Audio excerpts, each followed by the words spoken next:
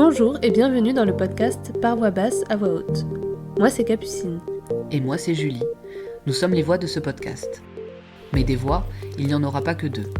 Vous entendrez au fil des épisodes différentes voix venues témoigner à notre micro pour parler de leur accouchement et de leur expérience en maison de naissance.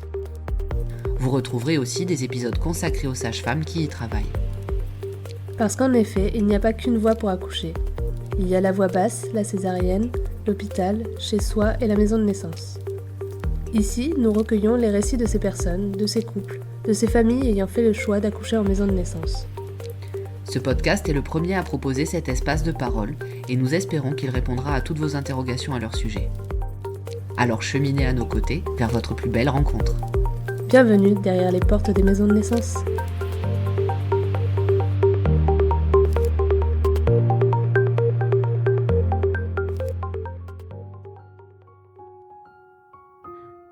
Même si l'on attend avec impatience l'arrivée de notre bébé tout au long de la grossesse, la date de ce jour particulier reste toujours un mystère. Anaïs a fait le choix de la maison de naissance suite à de mauvais échos d'accouchement en maternité autour d'elle, mais également parce que son mari avait une phobie des hôpitaux. En arrivant un mois plus tôt que prévu, leur bébé est venu bousculer leurs plans. Sans avoir eu le temps de rencontrer l'anesthésiste, de préparer la valise de naissance ou même de rédiger un projet d'accouchement, Anaïs doit improviser. Lorsque la poche des os se rompt, elle prend le temps de s'organiser et de préparer sa valise, mais n'ose pas appeler sa sage-femme. Elle l'appellera enfin pour rejoindre la maison de naissance. Dès son arrivée, les contractions deviennent intenses, mais elle ressent que son bébé ne descend pas. C'est à ce moment qu'elle comprend le chemin qui l'attend. Aujourd'hui, Anaïs nous raconte son histoire.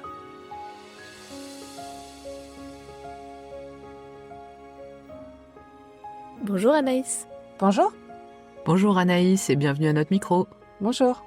Merci d'avoir accepté de venir dans notre podcast pour partager ton récit.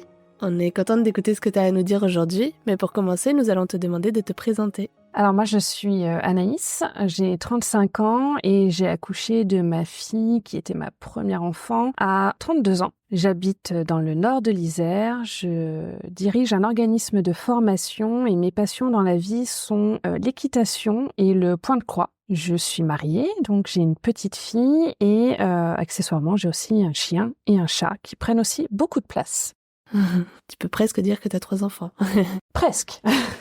Est-ce que tu peux nous dire dans quelle maison de naissance tu as fait ton projet d'accouchement ? Chez Femme à Bourgoin-Jallieu. Ça marche, merci. Avant de parler de ton expérience personnelle, on aimerait te demander de nous expliquer en quelques mots ce qu'est une maison de naissance. Alors, une maison de naissance, c'est un lieu où suivre sa grossesse et faire son accouchement, un lieu sécurisé qui est rattaché à un hôpital, mais où on est suivi et où on accouche par des sages-femmes qui nous suivent depuis le début de la grossesse, dans un cadre moins médicalisé. D'accord, merci pour cette définition. Avant de nous raconter ton accouchement et le lien que tu as pu notamment expérimenter entre la maison de naissance et la maternité partenaire, on va commencer par le début et on va parler notamment de ton suivi de grossesse à femme. Et donc, pour commencer, comme je demande à chacune de nos invités, on aimerait bien savoir ce qui a motivé ton envie d'accouchement physiologique. Est-ce que c'était quelque chose qui a toujours fait partie de ta vie et de ton projet en cas de grossesse, ou est-ce que finalement ça t'a été inspiré par une lecture, une personne, quelque chose qui est arrivé à un moment donné de ta vie et qui a déclenché cette curiosité ? Alors, j'y avais jamais vraiment pensé avant à mon projet de naissance et d'accouchement. Ce qui m'a donné envie d'aller en maison de naissance, c'est plusieurs choses. La première, déjà, parce que mon mari a une réelle phobie de l'hôpital, mais aussi, surtout pour moi, j'ai des amis qui ont très mal vécu leur accouchement à l'hôpital, qui ont eu le sentiment de perdre le contrôle, de ne pas maîtriser ce qui se passait et les personnes qui l'accompagnaient. Et moi qui ai besoin d'être dans le contrôle permanent, je ne voulais pas ça. Je voulais que ce soit mon accouchement. Et donc, je voulais pouvoir choisir les personnes qui seraient là pour m'accompagner, pour mon accouchement, des personnes en qui j'aurais confiance. Donc, c'était vraiment dans une volonté d'avoir le contrôle sur ce qui se passerait. D'accord. C'est intéressant que tu dises ça parce que c'est une réponse un peu nouvelle, je trouve, du coup, qui a tout son intérêt. Et je me demande, du coup, face à ce besoin de contrôle et face à ces personnes qui ont eu des expériences complexes en maternité, ça, c'est le côté maternité, comment t'en es arrivé à découvrir les maisons de naissance ? T'as fait des recherches de lieux alternatifs ou est-ce que c'est aussi des personnes qui avaient un peu le même besoin que toi qui t'ont parlé de cette structure? Alors, je connaissais pas du tout. Et c'est vraiment le lendemain de mon test de grossesse où j'ai été sur Google et j'ai fait des recherches sur comment accoucher autrement qu'à l'hôpital, sachant que je ne voulais pas prendre le risque d'accoucher à la maison. Et je suis tombée sur les maisons de naissance. Il se trouvait qu'il y en avait une juste à côté de chez moi. Et quand j'en ai parlé à mon médecin généraliste, et ben finalement, elle partageait son cabinet avec les sages-femmes de cette maison de naissance-là. Donc, la mise en relation a été très rapide et facilitée. Et ça, c'était une voie royale. Mais je ne connaissais pas du tout. J'en avais jamais entendu parler avant. D'accord. C'est marrant que ta généraliste, du coup, partage son cabinet avec les sages-femmes. C'est une sacrée coïncidence parce que ça répond absolument à ton besoin et je trouve ça intéressant parce que finalement, elle devait connaître. Et donc, je suis curieuse de savoir un petit peu ce qu'elle t'en a dit et quelle image tu t'es fait à partir de là de ce qu'était la maison de naissance. Alors, ce qu'elle m'en a dit, je m'en souviens plus vraiment, mais tout de suite, elle m'a dit: «Mais si, il y a telle sage-femme qui a son cabinet juste à côté, prenez rendez-vous avec elle, elle pourra faire votre suivi, vous verrez, elle est fantastique». Enfin, ça a dû être un discours dans ce type-là, parce qu'elle collabore vraiment très, très bien toutes les 3, parce que toutes les sages-femmes sont dans le même cabinet, du coup. Mais ça a été très naturel et ma médecin était même très contente que je prenne cette voie-là parce que c'est aussi sa mentalité à elle. Donc, pas surprise par ma démarche et plutôt contente aussi. Donc, ça s'est fait naturellement. Du coup, ça a dû être un soutien aussi tout au long de ton suivi et même aujourd'hui, j'imagine encore. Oui.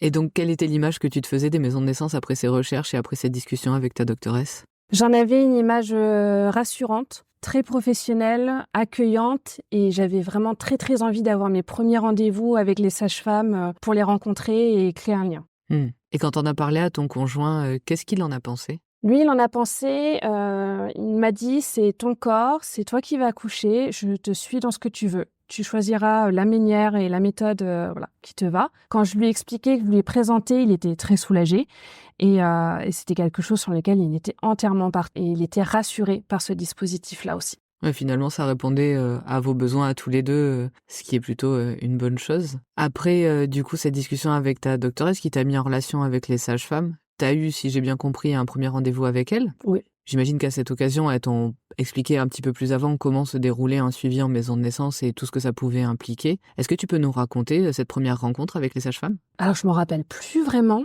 Ça commence à dater. Je me souviens que j'étais suivie par un binôme de sages-femmes, une un peu plus âgée que l'autre. Donc, c'est cette première sage-femme-là qui m'a accueillie et elle avait une voix tellement rassurante, tellement calme. Et elle m'a expliqué les choses, elle m'a montré des prospectus, elle m'a dit que elle pouvait aussi faire mon suivi sans pour autant que je choisisse d'accoucher à la maison de naissance. Elle m'a vraiment laissé le choix de dire on peut faire ton suivi, mais tu peux aller à l'hôpital le jour J. Il y a pas d'obligation, d'aller chez Femme. Mais de toute façon, pour moi, c'était déjà acté. J'irai là-bas et même si les sages-femmes m'expliquaient qu'elles choisissent aussi, il y a certains critères. Elles ne peuvent pas prendre toutes les femmes en suivi, en tout cas en accouchement en maison de naissance. Moi, dans ma tête, je me suis dit, mais en fait, tu vas pas avoir le choix. Je vais venir à la maison de naissance. Et je rentrais pile dans les critères qui me permettaient d'aller en maison de naissance de toute manière. C'était une parfaite coïncidence.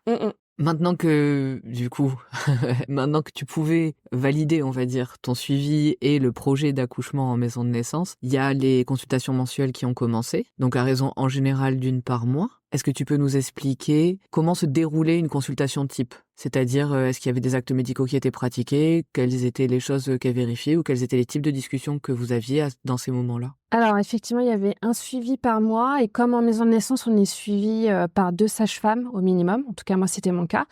Elles alternaient. Un mois, c'était l'une, l'autre mois, c'était l'autre, ce qui permettait vraiment de créer un lien avec les deux et qu'elles soient toutes les deux aussi bien au courant de mon suivi et de ce que je voulais. J'avoue que je me souviens plus trop de ces rendez-vous-là. Je sais que je passais toujours un bon moment et que je les attendais avec impatience parce que je pouvais m'exprimer librement. Il y avait un suivi, je me rappelais qu'elle écoutait le cœur du bébé.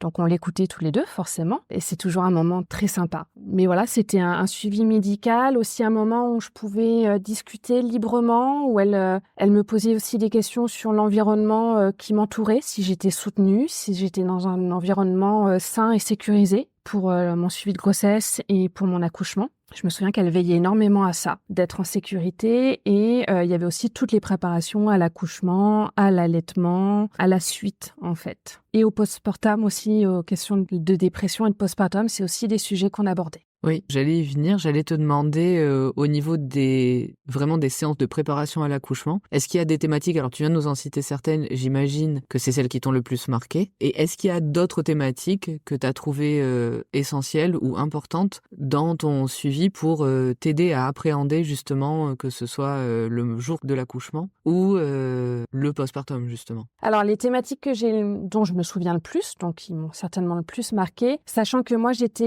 suis tombée enceinte entre les 2 confinements, donc il y a eu beaucoup de choses qu'on a dû faire en visio ou à distanciel, pour les cours en groupe en tout cas. L'accompagnement était un petit peu différent d'avant et de maintenant. Je me souviens de la préparation où elles m'ont expliqué le point, je sais plus comment elles l'appellent, mais c'est le point où on a envie d'arrêter, où on a vraiment mal, où on n'en peut plus, et qui en fait est le point qui signifie que l'accouchement est bien engagé et qu'on est sur la fin. Je me souviens de ça. C'est la phase de désespérance dont tu parles, Merci, c'est ça, ouais, c'est ça. J'avais oublié le nom, Ok. mais je me souvenais, voilà. Ça, elles m'ont bien briefé là-dessus. Elles m'ont briefé également sur la perte des os et sur le fait de me reposer pour préparer mon corps et emmagasiner un maximum d'énergie après la perte des os, avant vraiment le travail effectif. Et je me souviens qu'elle prêtait énormément d'attention aussi à l'engagement de mon mari, à son comportement pendant ces cours-là, ces séances-là, à son engagement sur le suivi, pour s'assurer à leur manière que j'étais bien entourée. Oui, je me demandais justement, tu l'as pas particulièrement évoqué, est-ce qu'il a été présent aux consultations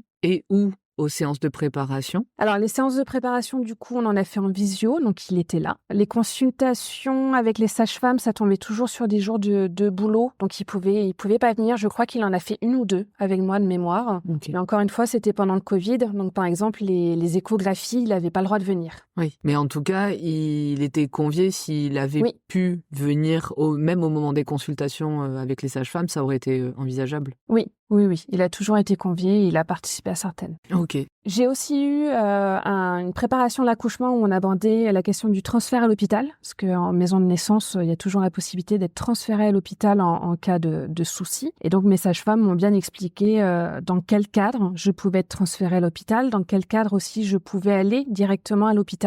Par exemple, si le bébé est trop gros ou si le bébé arrive avant les 37 semaines. Dans ce cas-là, les maisons de naissance ne peuvent pas nous prendre en charge. Donc, elle m'avait bien briefé là-dessus et sur comment ça se passerait d'un point de vue organisation aussi, et de m'expliquer les locaux, quel ascenseur je prendrais. Enfin voilà, tout était bien détaillé sur le pourquoi et comment on ferait un transfert à l'hôpital si ça se présentait. D'accord. Merci du coup pour toutes ces séances que tu viens de nous partager. Et maintenant, on aimerait bien savoir, est-ce que tu avais des angoisses ou des peurs particulières, alors soit propres à la grossesse, qui est vraiment un temps particulier, ou peut-être en anticipation du jour J ou en anticipation du postpartum, c'est aussi une possibilité. Alors, des peurs ou des angoisses, je suis pas d'un naturel à angoisser énormément, donc j'avoue que j'ai suivi ma grossesse sans peur, sans inquiétude. J'en dirais pas autant de mon mari, qui a passé 8 mois très stressé. Mais moi, j'avais pas d'angoisse particulière parce que j'étais vraiment bien suivie, et à la moindre petite question, le moindre petit doute, j'avais tout de suite une réponse de mes sages-femmes. Donc, j'ai jamais été inquiète, jamais été angoissée, non.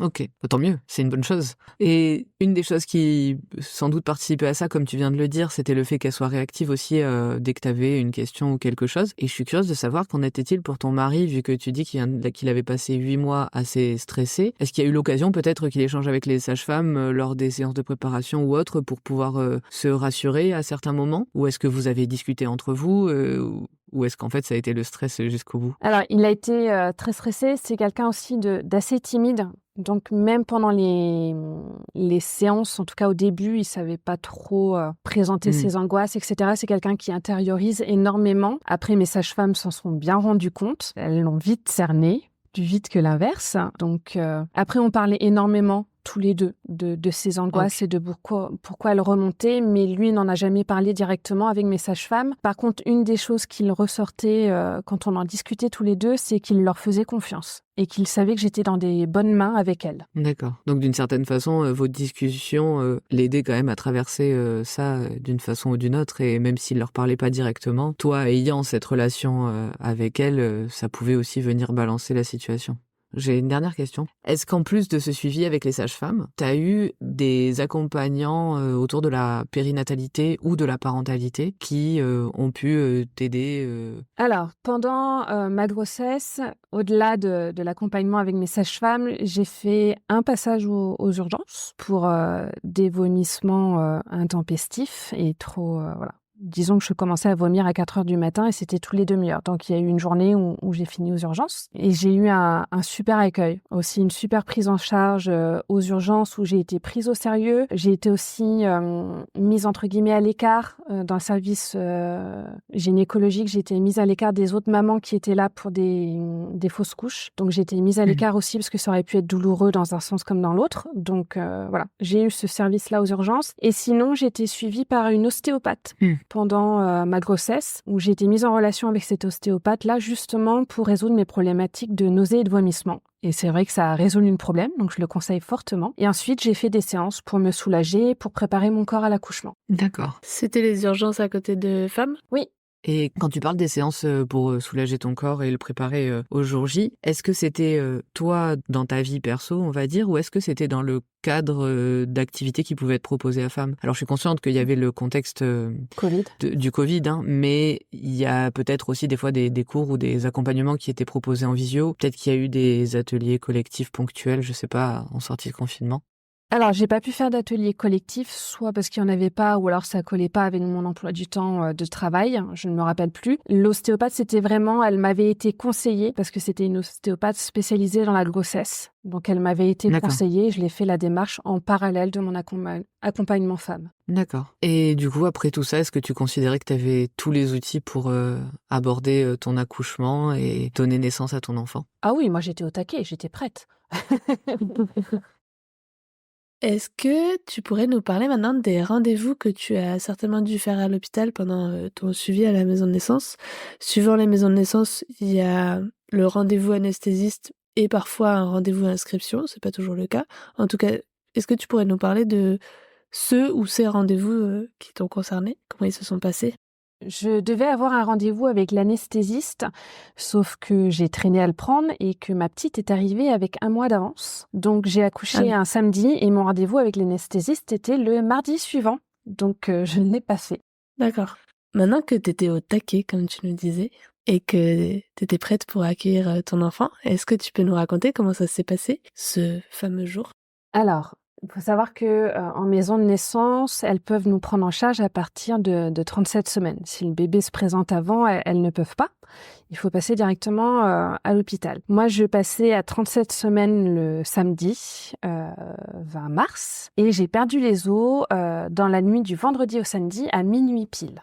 Oui, tu parles de la prise en charge, pour qu'on soit clair pour les personnes qui nous écoutent, la prise en charge pour l'accouchement. C'est-à-dire que le suivi commence avant, mais la prise en charge de l'accouchement commence à 37 et ça. Oui. C'est ça, oui. Au moment de l'accouchement, il faut avoir 37 semaines, sinon c'est l'hôpital. Donc voilà, j'ai perdu les os à minuit pile et ça a été un petit peu comme dans les films où tout le monde nous dit « oui, mais c'est pas vrai, ça se passe jamais comme ça un accouchement ». C'est-à-dire que j'ai perdu les os et j'ai eu des contractions aussitôt. Ouais. Donc, j'ai perdu les os à minuit 5, j'avais des contractions qui commençaient très fortes et toutes les 8 minutes, je crois, de mémoire. Je me souviens de pas grand-chose, mais ça, je m'en souviens bien parce que quand j'ai perdu les os, je suis retournée me coucher en disant à mon mari « t'inquiète pas, soit je me suis fait pipi dessus, soit j'ai perdu les os, mais t'inquiète, on va retourner dormir, on verra après. » Bah non, j'ai pas dormi. Donc voilà, donc entre 2 contractions, j'ai préparé le sac pour partir à la maison de naissance parce que je n'avais rien préparé du tout. Oui, c'était tôt, quoi. Ouais, voilà. Ouais. Elle avait 1 mois d'avance. Alors, j'avais beau être au taquet, moi, être confiante et avoir confiance en mes sages-femmes. Mais par contre, en termes de logistique, voilà, j'avais juste un sac avec un pyjama pour mon bébé et c'est tout. Donc, les contractions se sont enchaînées assez rapidement. Très rapidement, elles ont été très, très proches et très, très fortes, très douloureuses dans le dos. J'avais très, très mal au dos. Je crois que j'ai réveillé tout le quartier. Et j'ai crié sur mon mari comme je ne lui ai jamais crié. Sauf que j'ai attendu. J'étais tellement dans le déni. Finalement, j'étais un petit peu dans le déni. Donc, j'ai attendu des heures et des heures avant d'appeler ma première sage-femme qui était d'astreinte. Parce que donc c'était la nuit, je voulais pas l'embêter. Je dis, on va attendre un peu, elle dort, on va pas la réveiller. Et mon mari était là, mais ça fait quand même toutes les 5 minutes que tu as des contractions. Faudrait peut-être l'appeler. Donc, sur les coups de 3h30 du matin, je crois, j'ai commencé à appeler ma première sage-femme qui ne me répondait pas. Donc, je l'ai appelée, elle ne me répondait pas. Et au bout d'une demi-heure, mon mari qui me dit, mais écoute, appelle la deuxième sage-femme. Je dis, non, c'est son week-end de repos, je vais quand même pas l'embêter. Pardon. Voilà, dans le déni complètement. Donc, j'ai fini par l'appeler entre 2 contractions. Et je me souviens, à un moment, j'ai eu une contraction très forte et du coup, j'ai crié et je l'ai entendu chuchoter à son mari. T'entends, elle doit avoir vachement mal, va falloir que j'y aille rapidement. Donc, on est parti de la maison sur les coups de 4h et quelques. On arrivait à la maison de naissance à 4h30. Il faut savoir que la maison de naissance de Bourgoin, pour y accéder, il faut passer par le parking livraison. Il faut qu'ils ouvrent le portail livraison. Donc, on sonne. Là, rebelote, contraction. Et le monsieur à l'accueil qui fait « C'est bon, j'ai compris, bon courage !» Ah oui, des fois, il n'y a pas besoin de mots. C'est ça. Donc, je suis arrivée à la maison de naissance et en fait, ma première sage-femme ne me répondait pas parce qu'elle était déjà sur un autre accouchement. Ah, Voilà. du coup, t'es arrivée au milieu d'un accouchement alors. C'est ça. Il y avait une autre personne qui était là en train d'accoucher. Donc ma deuxième sage-femme m'a prise en charge. Elle m'a installée dans la chambre. Elle savait que j'avais envie d'utiliser la piscine. On en avait parlé au moment de la préparation. Donc, je suis arrivée. La piscine était déjà toute prête, toute chaude.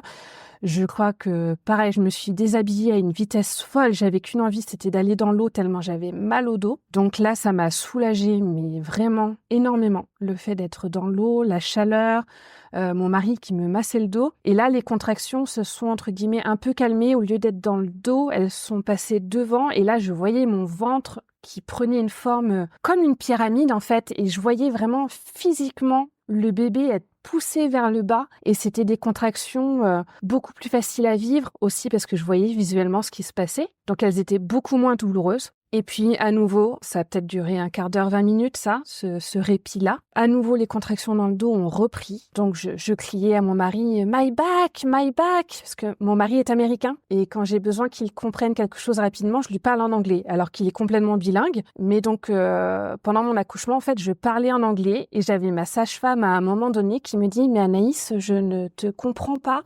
Faudrait que tu me parles en français. Ah, je lui dis, ah oui, pas de souci, je vais te parler en français. Et non, je lui ai pas parlé en français. J'étais tellement dans mon monde que j'ai continué à parler en anglais à mon mari qui traduisait à ma sage-femme. Alors forcément, au bout d'un moment, elle a vite compris de toute manière ce que je voulais dire. Donc, on est resté un moment dans l'eau et puis il y a un moment où j'ai voulu sortir et c'est ce qui est bien en maison de naissance et avec mes sages-femmes, c'est que quand moi je sentais qu'il y avait quelque chose, on était sur la même longueur d'onde. C'est-à-dire que mes sages-femmes anticipaient mon besoin et me laissaient faire mon chemin aussi à moi. Donc, j'ai voulu sortir de la piscine et en fait, tout était déjà prêt pour que je puisse sortir. Je me suis installée sur le tabouret d'accouchement. C'est un petit tabouret qui est très bas où, quand on fait la visite en maison de naissance, on regarde ce truc et on se dit non, jamais j'utiliserai ce truc, mais c'est un objet de torture. Et en fait, ça a été, c'est le meilleur tabouret du monde, cette invention. Est-ce qu'il est en forme de U là ou oui, c'est un tabouret simple? Non, c'est en U et En forme de fer à cheval. Ouais, c'est ça. Donc, je me suis installée sur le tabouret et c'était vraiment très agréable, vraiment. J'étais donc sur le tabouret, ma sage-femme était devant moi, mon mari était derrière moi, il me soutenait sur les épaules, etc. C'était douloureux toujours parce que j'avais toujours des grosses contractions dans le dos. Mais voilà, et du coup, ma sage-femme me disait qu'elle sentait la tête de mon bébé qui était bien descendue, que je pouvais, si je voulais la toucher, mais j'en avais pas envie. Mais le travail s'engageait bien. Et en fait, j'ai eu plusieurs contractions, je poussais, je sentais bébé qui descendait, mais il y a un moment où j'ai regardé ma sage-femme et je lui dis, il y a un problème, elle descend plus. Il y a un moment où j'ai senti que j'avais beau pousser, j'avais beau avoir des contractions, je sentais qu'il y avait un problème avec le bébé. Et effectivement, ma sage-femme m'a regardée à ce moment-là, elle me dit, oui, il y a un problème, il va falloir basculer à l'hôpital. J'allais te le dire, c'est bien, tu t'en es rendu compte par toi-même. Donc en fait, on était synchro. À savoir que du coup, voilà, j'avais ma sage-femme, j'avais Ma première sage-femme qui était prise sur un autre accouchement, c'était un autre accouchement qui était très très long. Donc la maman dormait à certains moments, donc elle venait me faire aussi un petit coucou. Donc j'ai eu un traitement vraiment royal. J'avais mes 2 sages-femmes avec moi. C'était top. Est-ce que vous avez identifié ce qui n'allait pas ou vous l'avez su qu'après? Sur le moment, je savais que ça allait pas. Peut-être que ma sage-femme l'a identifié, mais en tout cas, sur le moment, on n'a pas parlé. Voilà. Oui, pas mentionné explicitement, quoi. Ouais, on a vu toutes les 2 qu'il fallait passer à l'hôpital. Donc j'ai été transférée. Elles m'ont emmenée à l'hôpital. Donc j'étais accroupie sur un chariot, enfin une chaise roulante, je sais plus ce que c'était exactement. Donc on est arrivé dans la salle d'accouchement de l'hôpital directement. Et là, ce que j'ai apprécié, c'est que on a été accueillis donc par des sages-femmes et par l'obstétricienne qui tout de suite est venue se présenter à moi, mais aussi à ma sage-femme. Parce que l'obstétricienne venait d'arriver à l'hôpital, elle ne se connaissait pas encore, elle n'avait pas encore eu de transfert avec la maison de naissance. Donc elle est allée se présenter à ma sage-femme, ce que j'ai apprécié, pour prendre connaissance de mon dossier, de ce qu'elles avaient identifié pendant les premières heures de mon accouchement. Et ensuite, elle est venue me voir, et elle s'est présentée et elle m'a demandé ce que je voulais et elle m'a dit surtout « Qu'est-ce que vous ne voulez pas ?» Que je le sache tout de suite. Donc ça, j'ai beaucoup apprécié. Et la chance aussi que j'ai eue quand j'ai été transférée à l'hôpital, c'est que j'étais la seule maman à accoucher à ce moment-là. Donc j'avais une équipe pour moi toute seule. Elles n'étaient pas dans le rush à gérer d'autres mamans. Oui. Ça, c'était vraiment un plus pour moi. Et le fait d'avoir pris conscience par moi-même qu'il y avait un problème et qu'il fallait être transférée a aussi permis que le transfert se fasse plus facilement, en tout cas moins de regrets, moins de difficultés moralement à l'accepter. Alors après, ce qui m'a fait bizarre, c'est qu'en maison de naissance, on est dans un cocon, on est dans un environnement où les lumières sont tamisées, avec de la musique, etc. Et je suis arrivée à l'hôpital, en fait, il faisait jour, parce qu'il était 9h du matin. Avec moi, j'étais arrivée à 4h30 à la maison de naissance, donc il faisait jour, il y avait beaucoup de lumière. Donc ça, il a fallu un petit moment pour s'acclimater. Oui. Mais voilà, du coup, j'ai été transférée, prise en charge par l'hôpital. Là, les sages-femmes se sont présentées, l'auxiliaire puéricultrice aussi. Et puis, ça a été un petit peu le défilé. C'est-à-dire qu'à un autre moment, il y a une infirmière anesthésiste ou une sage-femme qui est venue parce qu'il lui fallait un document dans la salle d'accouchement. Donc, elle s'est présentée aussi. Et elle m'a dit en rigolant, je vous dis pas à plus tard, hein, parce que moi, je suis uniquement au bloc pour les césariennes d'urgence. Donc, je lui ai dit, je vous revois pas.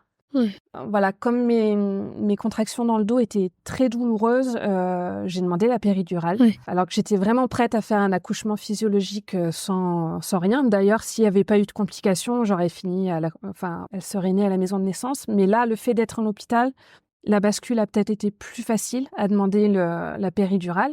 Alors, comme je suis quelqu'un de très, très organisé, j'avais pas encore fait mon rendez-vous avec l'anesthésiste.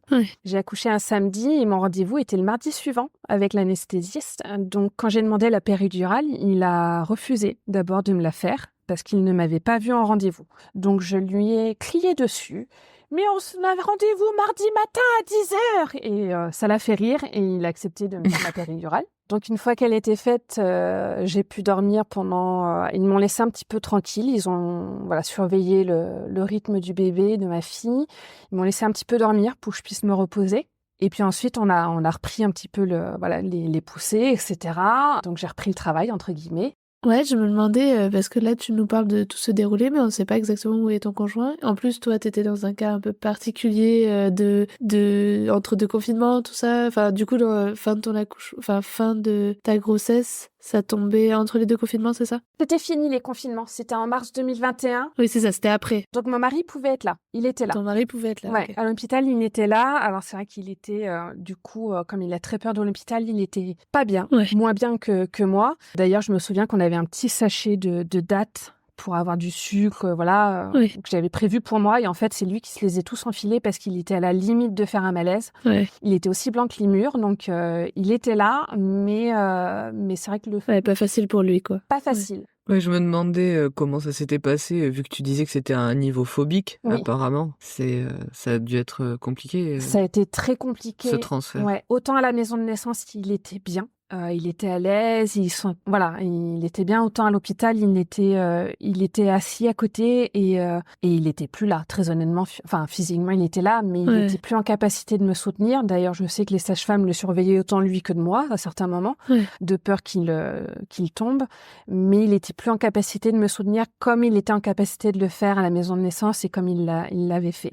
Après, voilà, une fois que j'ai eu la péridurale, ça l'a pas rassuré finalement, la péridurale, parce que c'était un acte médical et ça l'a pas trop rassuré finalement. Il a vu que j'étais un peu mieux après, donc voilà, mais voilà. Et puis on a repris les poussées, parce qu'il fallait bien la sortir. Cette petite qui s'est dit qu'elle voulait sortir avec un mois d'avance, mais qui a dû changer d'avis en cours de route. Donc on a repris les poussées et donc je la sentais qui descendait. Physiquement, je sentais quelque chose. Et effectivement, la sage-femme, au bout d'un moment, m'a fait le constat. Elle me dit, elle descend. Quand vous poussez, elle descend bien, mais elle remonte aussitôt. Donc, j'ai toujours pris l'image elle jouait à l'élastique. En fait, elle sautait à l'élastique et elle sautait, elle descendait, elle remontait, elle descendait, elle remontait. Visiblement, moi, j'avais un œdème. Elle aussi, elle avait un œdème sur la tête, donc ce qui pouvait aussi expliquer le blocage. Mais voilà, elle faisait le yo-yo. Et donc, à nouveau, je me suis rendu compte que ça n'allait plus, qu'il y avait un problème. Et la sage-femme m'a dit, oui, effectivement, ça n'avance pas. Et le bébé va commencer à avoir à être en danger, entre guillemets. Je sais plus comment elle me l'a dit. En détresse, oui. Ouais, elle me l'a pas fait sentir que le bébé était en danger. Elle m'a dit, on va partir en césarienne d'urgence. Enfin, elle n'a pas utilisé le terme urgence. Elle m'a dit, on va pas utiliser la ventouse ou les spatules parce que elle pensait que ça serait pas forcément efficace. Et elle m'a dit, on va partir en césarienne. Et je me souviens lui avoir dit, je le savais. Je m'en suis rendu compte, pas de problème, on y va. Donc, toujours, je l'ai pas mal vécu parce que je me rendais compte qu'il y avait un problème.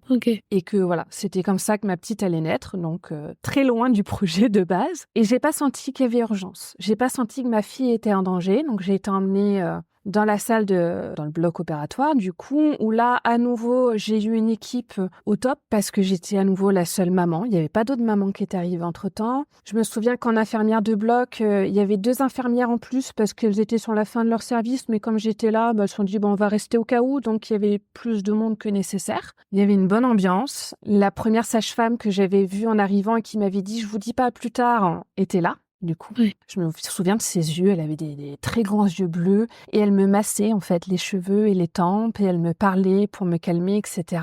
Donc, ils m'ont préparée pour la césarienne et il y a eu un moment où j'ai dit, mais il est où mon mari? Quand est-ce qu'il arrive? Et c'est là qu'ils m'ont dit, mais en fait, on est en urgence. Le papa, on n'a pas le temps de le faire rentrer, faut sortir le bébé rapidement. Et c'est là que j'ai compris que mon bébé était en détresse et qu'il fallait faire quelque chose. Pour ceux qui s'y connaissent un petit peu, je l'ai vu après dans mon dossier, du coup qu'on était en code orange en termes d'urgence pour bébé. Donc voilà, ils ont fait la césarienne, ils ont fait ce qu'il y avait à faire. C'est très bizarre le sentiment de la césarienne parce qu'on sent que ça bouge, on n'a aucune douleur, on sent que ça bouge et c'est après, une fois que c'est terminé, dans l'heure qui suit, où par contre on ne peut plus du tout bouger les jambes. On est complètement, l'anesthésie est un petit peu bizarrement faite, un peu étrange. Mais donc voilà, ils ont fait ce qu'ils avaient à faire. J'avais cette sage-femme du coup qui me massait, j'avais l'obstétricienne qui me parlait aussi pendant la césarienne pour me rassurer, pour me dire ce qui se passait. Et donc quand ils ont sorti, parce que c'était une femme, quand elle a sorti ma petite puce, je l'ai entendue pleurer aussitôt. Elle a hurlé aussitôt. Et je l'ai vue tout de suite et j'ai dit « Oh, ma crevette !» Et là, ça a fait rire tout le monde parce que ma crevette, à 8 mois, elle faisait déjà plus de 3 kilos. Donc, ils m'ont dit « Elle est quand même loin d'être une crevette. » mais voilà, elle a hurlé de suite. Enfin, ils me l'ont présentée et puis ensuite, ils l'ont emmenée au papa. Et puis voilà, elles ont fait ce qu'elles avaient à faire au niveau de mon utérus. Ils ont su ce qui avait bloqué du coup? Est-ce que c'était une circulaire du cordon ou quelque chose? Non, pas vraiment. Peut-être que c'était l'œdème ou pas. J'ai pas trop d'explications. D'accord. Ce qu'elle m'a dit par contre, l'obstétricienne à l'issue, c'est qu'elle n'avait rien repéré en termes de malformation ou quoi que ce soit et qu'elle m'a dit si un jour j'ai un deuxième enfant, qu'il n'y avait aucune raison que ce soit aussi une césarienne de manière systématique. D'accord. Qu'elle avait rien repéré qui pouvait justifier... Oui, parce que j'allais dire, un mois avant, ça peut être un petit bébé. Des fois, quand c'est des petits bébés, ils peinent à descendre parce qu'ils sont pas assez lourds. Mais toi, ah non, du coup, c'était pas une vraie 250, crevette. non, c'est... Donc du coup, c'est même pas ça, quoi. Ouais, non, ils savent pas trop. En tout cas, j'ai pas eu plus d'explications. Je me demandais, avant qu'on parle de l'après. Ta sage-femme, durant du coup ce transfert, donc t'as dit qu'elle avait transmis à l'équipe ton dossier. Et après, est-ce que t'as eu des nouvelles d'elle avant la césarienne Alors, oui, effectivement, c'est vrai que quand on a eu le petit moment de pause, quand j'ai eu la péridurale et que j'ai pu me reposer, alors déjà, j'ai appelé ma maman pour la prévenir aussi parce qu'on avait une visio. Ma maman habite à 800 km de chez nous. Donc, on avait prévu une petite visio pour dire dernière visio de grossesse, la prochaine fois qu'on se voit, c'est avec bébé. Donc, je l'ai appelée pour lui dire que je pourrais pas faire la visio parce que j'étais déjà en train d'accoucher. Et ensuite, j'ai envoyé des petits SMS à mes sages-femmes pour leur dire tout va bien, on a la péridurale, là je me repose, je vous tiens au courant dès que bébé est arrivé. Okay. Et après, je les ai rappelés ou je leur ai envoyé une photo par SMS une fois que j'étais montée dans ma chambre à l'hôpital du coup. Ouais. Mais il y a un lien qui est gardé. Ouais. Du coup, t'en étais à nous raconter, donc ils l'ont prise et ils l'ont emmenée. Oui, c'est ça, ils l'ont emmenée, ils l'ont présentée au papa. Alors, c'est vrai que c'est le seul regret, mais un regret sur quelque chose qu'on ne peut pas contrôler, c'est pas vraiment un regret. Mais c'est que du coup, je n'étais pas là la première fois que mon mari a vu sa fille. Oui. C'est la seule chose qui m'embête un petit peu dans ce transfert, mais bon, pas le choix, on fait avec. Ouais. Donc voilà, ils l'ont prise en charge. Moi, ensuite, j'ai été, une fois que j'étais recousue, etc., j'ai été mise dans la salle, je sais pas comment ils appellent, j'ai pas les bons termes, mais voilà, j'étais pas à la salle de réveil, mais presque. Puis ils me l'ont amenée. J'étais avec mon mari déjà, et ils nous ont amené notre crevette, ou langoustine plutôt, en termes de poids. Ils m'ont proposé de la mettre au sein. Ils m'ont demandé si je voulais l'allaiter, si je voulais la mettre au sein. Et donc oui, comme je voulais l'allaiter, donc ils l'ont mise au sein tout de suite. Tout de suite, elle l'a pris. Voilà, j'ai eu beaucoup de chance là-dessus en termes de montée de lait aussi. Mais donc elle était sur moi au sein. Et puis une fois que j'ai retrouvé les mouvements dans mes membres, une fois que je pouvais à nouveau bouger mes jambes, on a été monté à l'étage dans une des chambres. Donc chacune de notre côté. On monte pas en même temps. Donc je suis montée et elle est montée de son côté et on s'est rejoints dans la chambre. Et après ça, est-ce que tu pourrais nous raconter un petit peu de ton séjour à la maternité? Comment ça s'est passé et ce que tu as vécu sur place, puisque c'était pas ton premier projet? Alors, le séjour à la maternité, je l'ai assez bien vécu. C'était un petit peu frustrant, vu qu'on était post-Covid. Il y avait que mon mari qui pouvait venir, alors que ma maman avait déjà fait les 800 km pour venir. Donc, elle était à la maison, elle n'avait pas le droit de voir bébé, parce que je suis restée 4 jours à la maternité. Oui. C'était à la fois frustrant et en même temps, il y avait que moi et bébé, donc c'était bien. On a pu créer notre lien toutes les deux. On était vraiment tranquilles que toutes les deux. Et j'ai passé un bon séjour. Les sages-femmes à la maternité étaient vraiment très sympathiques, très professionnelles.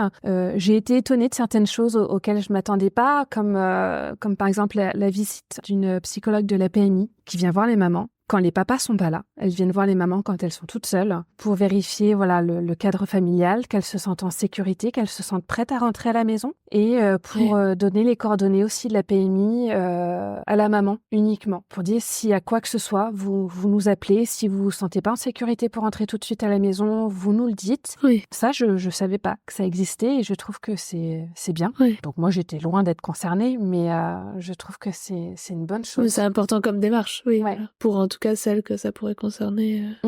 C'est une très bonne chose. Donc voilà, et puis après, ça s'est bien passé. C'est vrai qu'il y a beaucoup de passages quand on est en maternité, entre les contrôles des sages-femmes qui viennent vérifier que tout va bien, le pédiatre, la conseillère en allaitement, la PMI, les photographes, voilà. Mais en même temps, on a quand même notre petite zone à nous, on n'était que toutes les deux et c'était chouette. Oui. Du coup, tu nous parlais de la psychologue qui venait vérifier si les mamans se sentaient prêtes à rentrer et comment elles se sentaient.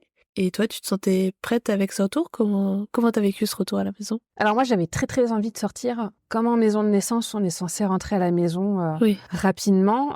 J'avoue que les 4 jours, pour moi, ont quand même été longs. J'avais très très envie de rentrer à la maison et de la voir rien que pour moi. J'étais pressée. D'ailleurs, je crois que j'ai pu sortir au bout de 4 jours. À la base, ils voulaient me garder 5. Et comme physiquement, ça allait bien, j'ai pu rentrer au bout de 4 jours. Et de toute manière, j'arrêtais pas d'insister pour rentrer à la maison. Donc je crois que j'aurais fini par m'enfuir avec ma gamine. Je ne sais pas, mais... Il n'y a pas de possibilité de retour un peu plus précoce en cas de césarienne? C'est 4 jours minimal? Ouais, en cas de césarienne, ils sont très stricts, il faut surveiller pas mal de choses, donc Oui. ce qui se comprend aussi, hein, c'est assez logique. Mais après, comme ils savaient que j'étais suivie par la maison de naissance et qu'il y aurait le passage régulier de mes sages-femmes, etc., il y avait aussi le contexte qui faisait qu'ils pouvaient se permettre de me lâcher 24 heures plus tôt. Et une fois que tu es rentrée chez toi, en général, dans le suivi, comme tu nous l'as expliqué notamment dans la définition du début, les sages-femmes continuent à te suivre après. Et donc j'imagine qu'elles ont dû passer chez toi. Est-ce que tu as pu revenir à ce moment-là ou un peu plus tard lors d'une visite peut-être à la maison de naissance sur ton accouchement et comment ça s'est passé? Est-ce que vous avez pu discuter de tout ça et faire un point? Alors effectivement, elles ont fait plusieurs visites à la maison pour faire le suivi donc de moi, de ma cicatrice du coup, qu'elle surveillait aussi, et puis de ma petite. On n'a pas forcément discuté tout de suite du transfert à l'hôpital. En tout cas, ma sage-femme m'a dit qu'elle avait apprécié le transfert aussi, l'accueil que j'avais eu. Elle m'a dit qu'elle avait beaucoup apprécié d'être bien accueillie, elle aussi, à l'hôpital, parce que c'est vrai qu'en fait, une fois que le transfert est fait, notre sage-femme, elle doit partir, elle doit s'effacer, entre guillemets, assez rapidement pour que l'équipe de l'hôpital puisse prendre le relais. Et elle m'a dit qu'elle avait apprécié aussi la manière dont ils avaient fait le transfert. Parce que c'est pas évident non plus pour les sages-femmes de nous laisser sans aller au bout, donc voilà. Bah oui, c'est particulier. Ouais. Voilà, dans le suivi qu'on a eu, on n'a pas forcément discuté de ça. Je crois qu'on en a discuté plus après, quelques mois plus tard, voilà, de ce qui s'était passé, etc. Mais non, c'était pas un sujet pour moi, comme ça n'a pas été un problème. Oui, c'est ce que j'allais dire, ouais. Je l'ai pas mal vécu. De ce que tu nous as dit, ouais, tu l'avais plutôt bien vécu et bien compris en amont à chaque fois, donc c'était moins choquant et peut-être moins besoin de débriefer Ouais, c'est ça. sur ce point-là, quoi. Ouais, Exactement. je comprends. Tu parlais aussi de l'accueil qui t'a été fait. Tu viens de parler aussi de l'accueil qui a été aussi agréable pour ta sage-femme à ce niveau-là. Et je me demandais, malgré tout, tu as un peu évoqué les différences au niveau architectural, on va dire. Mais est-ce qu'il y a des différences vraiment notables entre l'équipe de sage-femme de la maison de naissance et l'équipe de la maternité ? Ah oui, il y a forcément une grosse différence, c'est que déjà à la maternité, ils ne nous connaissent pas. Ni moi, ni le papa, ni notre bébé finalement, parce que nos sages-femmes, elles nous suivent pendant 8 mois, donc notre bébé, elles le connaissent un petit peu quand même. Donc il n'y a pas ce lien-là. Ils sont nombreux, il y a aussi plus de passages. Moi, je l'ai pas mal vécu, mais c'est vrai que j'imagine que quand il y a plusieurs mamans qui accouchent en même temps et que tout doit aller vite, s'il y a des urgences, etc., ça doit être un peu plus compliqué. J'ai eu quand même beaucoup de chance. Mais la grosse différence, c'est ça, c'est qu'ils ne nous connaissent pas. Il y a un exemple flagrant dans notre cas, c'est que le troisième prénom de notre fille, c'est le prénom de la grand-mère maternelle de mon mari. Donc, c'est un prénom américain. Moi, mes sages-femmes, elles le savaient. C'était noté dans les papiers qu'on avait déjà pré-remplis à la maison de naissance. Sauf que quand on a été transféré, mon mari, en fait, il a oublié de prendre mon sac avec ce papier-là. Donc, on l'a rempli à nouveau à l'hôpital. Sauf que la sage-femme de l'hôpital a fait une faute d'orthographe sur le prénom. Et qu'ils nous ont fait signer les documents. En fait, elle nous a fait signer avant de les remplir. Donc, on a signé des documents vierges parce que les autres avaient été mouillés. Enfin, il y avait un truc... elle avait rempli un premier papier avec le prénom qui avait été mouillé, donc c'était effacé. Donc, comme je partais en césarienne, elle nous a fait signer le document pour les prénoms. Bref, donc il y a une faute d'orthographe dans le troisième prénom de ma fille. Ce qui ne se serait pas passé... en maison de naissance parce qu'elles nous connaissent et elles auraient vérifié. Donc c'est anecdotique, mais ça appuie ce côté on est plus anonyme à l'hôpital. Et tout à l'heure aussi, alors c'est vrai que tu as de la chance d'avoir été la seule femme qui a couché à ce moment-là. C'est clair que ça doit changer la donne. En plus, si tu as eu les sages-femmes de fin de service qui se sont rajoutées, c'est un contexte particulier qui malheureusement est peut-être peu connu par les femmes qui accouchent en maternité où souvent elles sont plus rarement seules qu'en maison de naissance. Ceci dit, tu as évoqué la transmission. Tu disais que ta sage-femme avait raconté un peu le déroulé de ton accouchement jusqu'au moment du transfert. Mais là, tu viens de nous dire aussi que ton mari avait laissé un papier. Alors, je sais pas du coup si ça correspondait à un papier ou un document, mais je me demandais, dans tout ce moment qu'est le transfert et des transmissions, qu'est-ce que vraiment la sage-femme transmet au-delà de ton déroulé? Est-ce qu'il y a des documents? Et est-ce que toi ou ton conjoint, en l'occurrence, a aussi des documents qui correspondent à votre suivi ou qui correspondent aussi à votre projet d'accouchement, peut-être, si tu en avais écrit un? Alors, en termes de documents, etc., je pense que ma sage-femme avait fourni tout mon dossier médical, toute la Ok. paperasse. C'est vrai que nous, le fameux document avec les prénoms, en fait, en maison de naissance, elle nous le donne en avance pour qu'on puisse anticiper si on veut. Mais ça peut être rempli à n'importe quel moment. C'est pas vraiment un document, entre guillemets, qui a une importance, Oui. qui doit être fourni à un certain moment donné. Ça peut être fait, voilà. D'accord. Mais je sais que ma sage-femme, oui, a fourni, au-delà d'échanges vocaux avec l'obstétricienne sur comment ça s'était passé, elle a fourni tout le dossier médical. Nous, je crois pas qu'on ait eu besoin de fournir quoi que ce soit parce que ma sage-femme avait tout fourni pour nous, en fait. Et heureusement que, c'est elle qui s'en occupe parce que nous, on était complètement sur une autre planète, quoi. Donc, la paperasse, c'était pas le moment de nous en parler, quoi. Ouais. Et t'avais pas écrit de projet d'accouchement, du coup? Je crois que encore une fois, ça devait être comme l'anesthésiste. J'avais dû le prévoir pour le mardi suivant. Non, je crois qu'il n'était pas écrit. Je m'étais pas encore posée dessus. Ok. Par rapport à l'hôpital, et encore, de toute façon, dans ton récit, tu nous dis que cette sage-femme qui vient te voir et qui te dit on se revoit pas, et tu lui dis bah non, au revoir. Malgré tout, il y a peut-être eu une part de toi à un moment donné qui s'est projetée dans cette situation, peut-être lors de la séance de préparation à la naissance sur le thème du transfert, qui s'est projetée dans la possibilité d'un transfert. T'avais pas eu le rendez-vous anesthésiste, mais t'avais été quand même en visite aux urgences le jour où t'avais eu ces vomissements. Est-ce que il y a eu des choses vraiment particulières que t'as pu noter entre ce à quoi tu aurais pu t'attendre dans ce que tu pouvais imaginer, si tu t'étais imaginé quelque chose, et ce qui s'est réellement passé au niveau de l'accueil?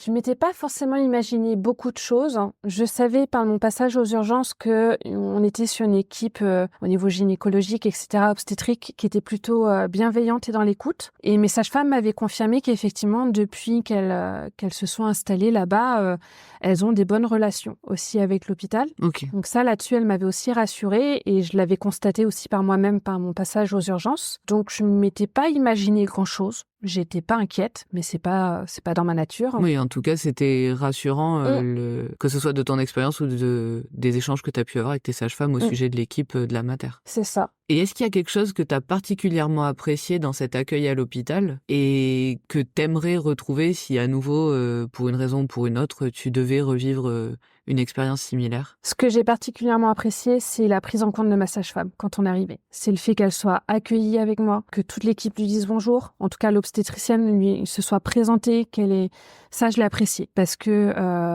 mes sages-femmes, elles le sont toujours très importantes dans ma vie et je voulais pas qu'elles soient mises de côté au moment de ce transfert. Donc ça, je l'ai apprécié. Ce soit un package, ce soit moi, bébé, papa et sage-femme. Ça, j'ai apprécié. Et le fait que tout de suite, elle me demande, l'obstétricienne, qu'est-ce que vous ne voulez pas et qu'elle le note.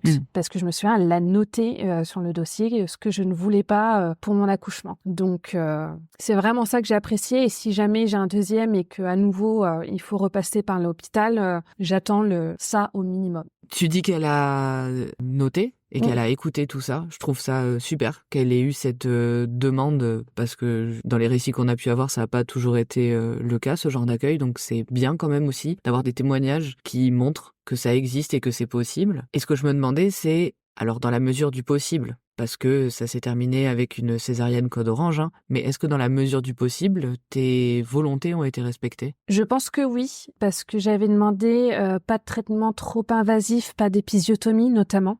où j'en voulais absolument pas. Et le fait que au moment de la bascule en césarienne, la sage-femme me dit on va pas tenter les ventouses ou les spatules, c'est ça le terme? Oui. Bah, il y a les deux, ouais. Ouais, j'avais pas du tout envie d'essayer ça, mais vraiment pas. Et alors, je voulais pas de choses invasives et une césarienne, c'est quand même le ventre ouvert. Mais je préfère une césarienne à la ventouse ou aux spatules et je sais pas si c'est ça qui a aussi aidé à la prise de décision vers une césarienne. Mais en tout cas, voilà, je leur avais dit pas d'épisiotomie et je veux pas faire voir circuler 36 000 personnes pour m'examiner et savoir à combien de points de dilatation je suis, ce qui avait été le cas d'une amie.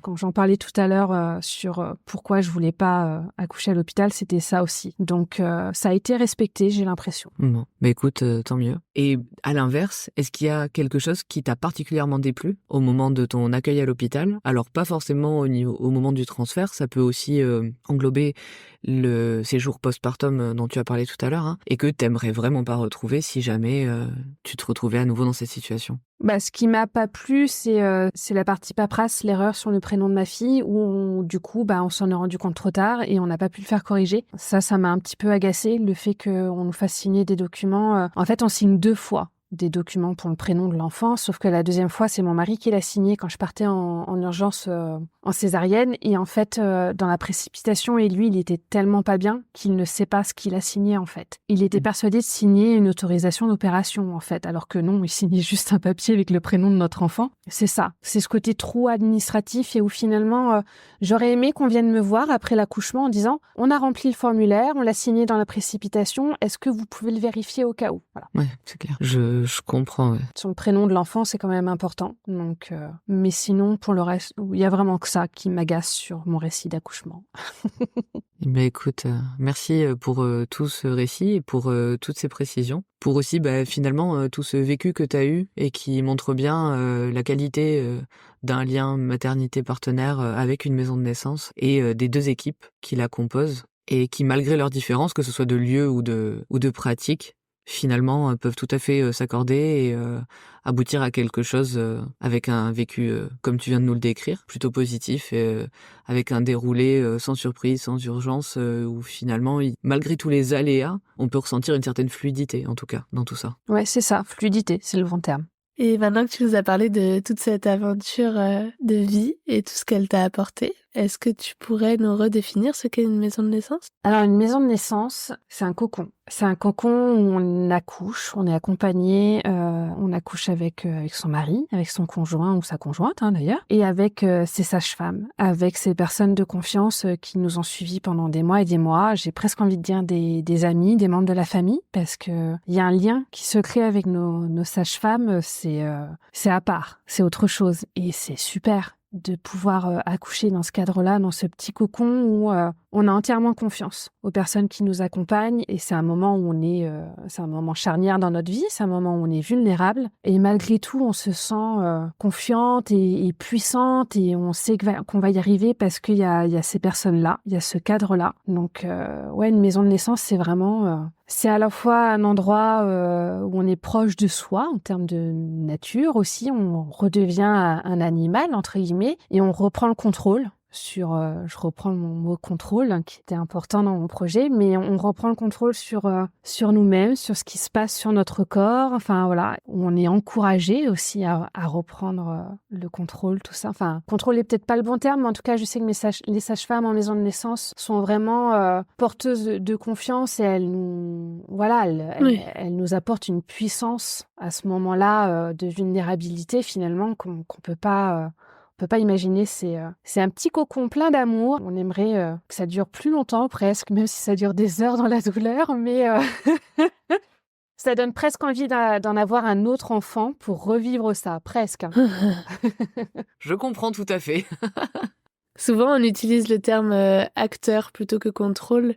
Nous, dans nos interviews, on trouve que ça a une dimension intéressante d'être acteur du moment plutôt que dans le contrôle parce qu'on contrôle rien. On peut pas on peut quand même pas le contrôler, mais en tout cas, on voit tout à fait ce que tu veux dire. Il y a une dimension qui nous surpasse. C'est ça. Mais on est plus actrice ou dans le contrôle qu'en hôpital finalement, où on nous laisse pas forcément le choix. Quand on part de zéro, je veux dire. Mais là, c'est vraiment notre accouchement à nous. C'est pas celui de la sage-femme qui est en fin de service, c'est pas celui de l'anesthésiste qui a plus ou moins envie de faire la péridurale, c'est notre accouchement à nous. Ouais, et je pense que comme tu le dis, en fait, le fait qu'il y ait toute cette préparation tout le temps avec des personnes qui te connaissent très bien et qui connaissent bien ton projet aussi, ça peut aussi t'aider à mieux comprendre peut-être ce que tu es en train de traverser et donc finalement d'être moins surprise et prise au dépourvu au moment où il y a des aléas comme toi tu le décris finalement, où à peu près en même temps à chaque fois tu comprenais que dans ton corps quelque chose se produisait en fait, et c'est peut-être justement tout cet accompagnement qui te met en connexion et en compréhension de ce que ton corps va vivre. Oui, complètement. C'est vrai que nos sages-femmes, elles nous accompagnent vraiment à mieux connaître notre corps, parce qu'on ne le connaît pas forcément très bien, à mieux le connaître, à mieux le comprendre et à mieux le respecter. Et c'est vrai qu'elles font tout ce travail-là pour préparer l'accouchement, mais ça permet aussi de mieux comprendre et de mieux vivre ce qui se passe, ce qui parfois est pas forcément agréable, mais quand on doit subir certaines choses, mais de mieux le comprendre et de mieux l'accepter, effectivement. Oui, en tout cas, merci pour cette nouvelle définition. Et pour tout notre échange. On espère que nos auditeurs et nos auditrices comprendront davantage, comme disait un peu Julie tout à l'heure, comment tout ça s'organise, comment s'organisent les transferts, surtout toute la mécanique finalement des échanges entre la maternité partenaire et la maison de naissance pour assurer toute cette sécurité et le bon déroulement des accouchements. On espère également que celles et ceux qui montent leur projet seront mieux informés, ou peut-être rassurés pour ceux qui ne le sont pas, qui ont plutôt peur de cette idée du transfert. Finalement, des récits comme le tien permettent aussi de comprendre qu'il y a aussi beaucoup de fantasmes autour de tout ça et que c'est important de savoir que tout est possible et tout existe. Et en tout cas, on espère que ça rassurera tout le monde grâce à tes propos. Merci à vous deux aussi de nous donner la parole. Écoute, avec plaisir, mais avant de conclure complètement cette interview, j'ai encore 2 petites questions. Il y en a une qui correspond à ta situation un petit peu particulière et qui serait, est-ce que tu aurais quelque chose à dire aux personnes qui ont fait un projet d'accouchement en maison de naissance et qui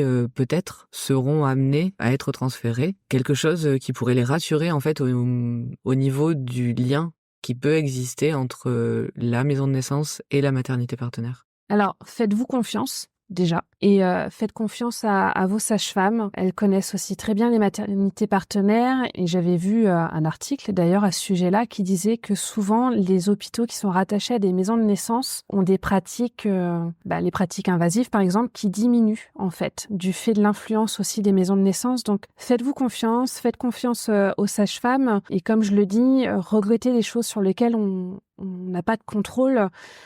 C'est pas utile d'avoir des regrets. Voilà. Si vous êtes transféré, tant pis, le projet de naissance n'est pas le même, mais il y a quand même une naissance à la clé, il y a quand même un bébé à la clé, et c'est surtout là-dessus qu'il faut se focaliser. Et puis, même si vos sages-femmes sont pas là le jour J, le moment M plutôt, c'est pas grave, elles seront là après et pendant un bon moment, mais faites-vous confiance et faites-leur confiance. Ça marche. Merci beaucoup pour ce petit mot qui, j'espère, pourra en rassurer certaines. Et avant de nous quitter, est-ce que tu pourrais partager une petite astuce ou un petit tips à toutes les personnes qui nous écoutent et qui souhaitent accoucher physiologiquement? Alors, un conseil pour les accouchements physiologiques, écoutez les conseils de vos sages-femmes, bien entendu, impliquez votre conjointe. L'ostéopathe, c'est top. Moi, je le conseille vraiment à toutes mes proches enceintes, je leur conseille systématiquement. Ça aide beaucoup. Et pour l'accouchement, crier, chanter, ça c'était quelque chose qui ressortait beaucoup de mon accompagnement avec mes sages-femmes, mais le son permet de libérer la douleur. Et puis, chanter, crier, faites sortir ce qui doit sortir, en plus de bébé. Merci beaucoup. Merci pour tout cet échange, Anaïs. Et écoute, malgré ce parcours qui a dévié à un moment donné, cette histoire, elle a été, je trouve, pleine de douceur, pleine de confiance aussi. Tu l'as beaucoup dit et c'était très intéressant à entendre. Merci pour la confiance que tu nous as accordée à nous aussi, en venant parler à notre micro. On te souhaite une bonne continuation. Et puis, si jamais il y a un nouveau projet qui se mettait en route, n'hésite pas à nous recontacter pour qu'on en connaisse l'issue. Ça nous ferait plaisir. Merci à toutes les deux. Au revoir, Anaïs. Au revoir. Au revoir Anaïs.